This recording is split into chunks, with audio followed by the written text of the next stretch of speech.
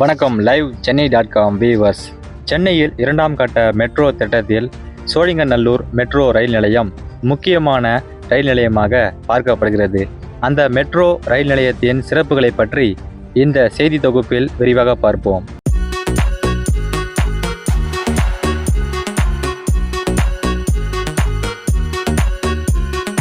Chennai metro rail திட்டத்தின் இரண்டாம் கட்ட பணிகள் வேகமாக நடந்து வருகின்றன.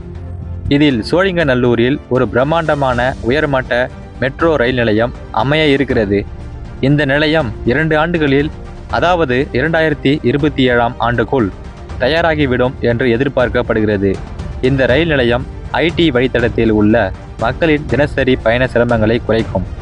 மேலும் நகரத்தின் பல பகுதிகளுக்கு எளிதாக செல்ல உதவும். இந்த ரயில் நிலையத்தில் ஒரு 8 மாடி கட்டிடம் கட்டப்படும். மெட்ரோ ரயில்கள் அந்த கட்டிடத்தின் வழியாக செல்லும். பயணிகள் 2 வழித்தடங்களுக்கு இடையே எளிதாக மாறி செல்ல முடியும். இது Chennai metro rail limited CMRL நிறுவனத்தால் கட்டப்படுகிறது. சோழிங்கநல்லூர் பகுதி குடியிருப்புகளும் அலுவலகங்களும் நிறைந்த ஒரு முக்கியமான மையமாக இருக்கிறது.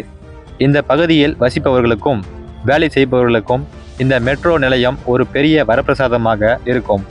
தற்போது போக்குவரத்து நெரிசலையும் பயண நேரத்தையும் இது வெகுவாக குறைக்கும்.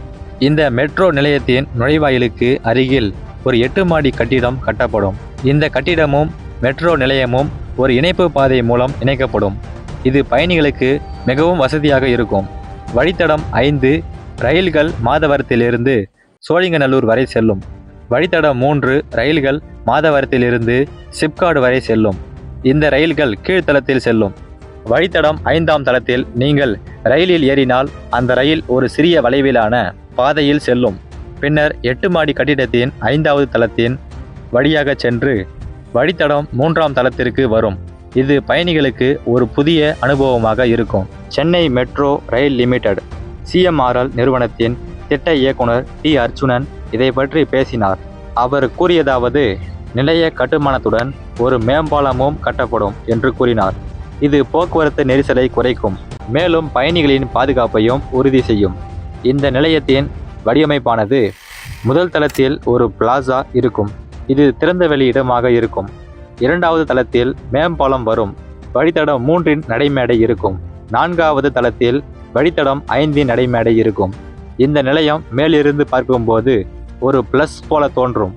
T. அர்ச்சுனன் மேலும் கூறுகையில், வழித்தடம் 5இன் நடைமேடை இங்கு அதிகபட்சமாக சாலையிலிருந்து 28.8 மீட்டர் உயரத்தில் கட்டப்படும். அதற்கு கீழே வழித்தடம் 3இன் நடைமேடை 21.8 மீட்டர் உயரத்துக்கு வரும். பிளாசாவில் கத்திப்பாரா நகர்ப்புற சதுக்கம் போன்ற ஒரு சிறிய ஓய்வு மற்றும் செயல்பாட்டு மையத்தை நாங்கள் திட்டமிட்டுள்ளோம். அவர்கள் ரயிலுக்காக காத்திருக்கும் நேரத்தில் ஓய்வெடுக்கலாம் அல்லது சில செயல்பாடுகளிலும் ஈடுபடலாம். 8 மாடி கட்டிடத்தின் பயன்பாடுகள் பற்றியும் திட்டமிடப்பட்டுள்ளது. முதல் தளம் வாகன நிறுத்துமிடத்திற்காக பயன்படுத்தப்படும். இது பயணிகளுக்கு மிகவும் வசதியாக இருக்கும். தங்கள் வாகனங்களை நிறுத்திவிட்டு மெட்ரோவில் பயணிக்கலாம். ரயில்கள் 5வது தளத்தின் வழியாக செல்லும். ஆனால் அங்கே ரயிலில் ஏறவோ இறங்கவோ எந்த வசதியும் இருக்காது. 6வது தளத்திலிருந்து 8வது தளம் வரை CMRL நிறுவனம் அலுவலக இடமாகவோ அல்லது சில்லறை விற்பனை கடைகளுக்காகவோ பயன்படுத்த திட்டமிடப்பட்டுள்ளது. இது மெட்ரோ நிலையத்திற்கு வருவாய் ஈட்ட உதவும். மேலும் பயணிகளுக்கு தேவையான கடைகள் அங்கே அமையலாம். சோழிங்கநல்லூருக்கு அருகில் உள்ள துறைப்பாக்கம் நிலையமும் தற்போது கட்டப்பட்டு வருகிறது. இந்த நிலையமும் சோழிங்கநல்லூர் நிலையத்தை போலவே சில அம்சங்களை கொண்டிருக்கும் என்று அவர் தெரிவித்தார். புதியதாக சோழிங்கநல்லூர் பகுதியில் கட்டப்பட்டு வரும் 8 அடுக்கு உயர்மட்ட மெட்ரோ ரயில் நிலையத்தை பற்றிய உங்களது கருத்துக்களை இந்த காணொளியின் கருத்து பக்கத்தில் தெரிவிக்கவும்.